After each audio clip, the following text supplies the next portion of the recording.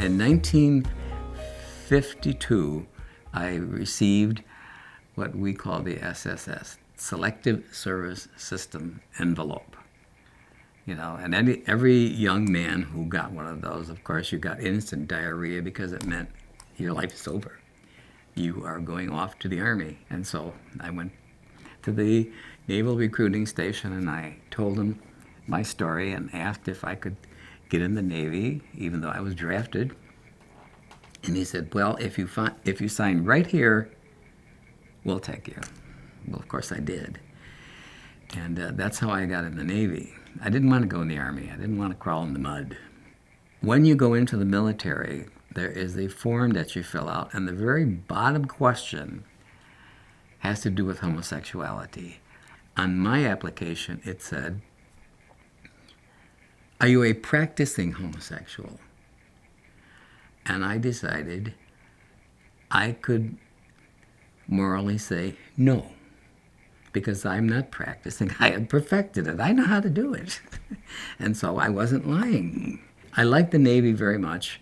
You know, there were lots of tasks that you had to perform, you know, swinging on the ropes and the swimming and crawling and everything. And I felt I could do all that stuff.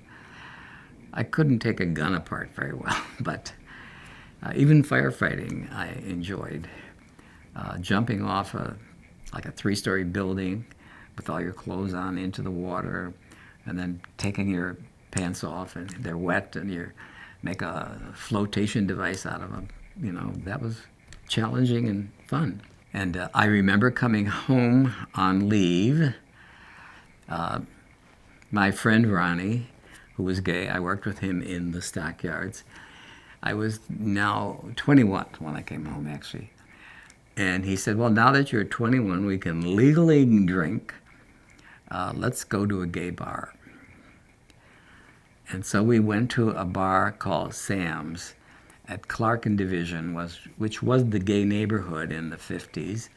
There were probably 5 or 6 bars, 2 blocks apart. And you could go to one and then do another. We went to Sam's, had a couple of drinks, and suddenly all the lights went on. And the police came in the front door and said, it's a raid, don't anybody move. And everybody ran out the back door. The back door was wide open. And there was a ramp and a paddy wagon. And everybody was ushered right into the paddy wagon. Were we dumb? And we were arrested and thrown in jail.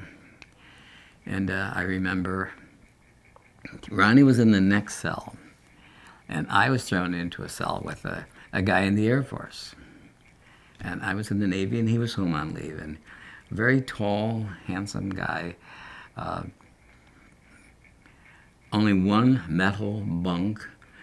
2 people had to sleep on the metal bunk together, you know. And we did, and of course we partied all night. And my friend Ronnie was in the next cell. What are you doing? What are you doing? What's going on in there? And I remember saying, that is the biggest dick I've ever seen in my life. And Ronnie's arm came around the bars. I want it. He's yelling.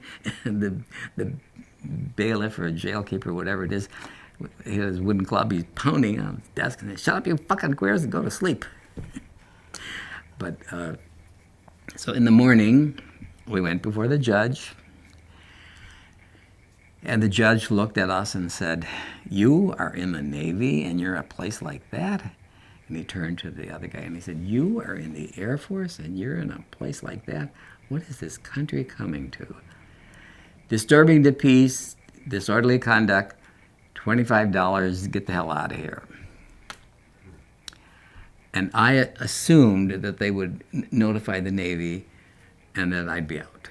But they never said anything. They never sent anything up to Great Lakes, so that was it.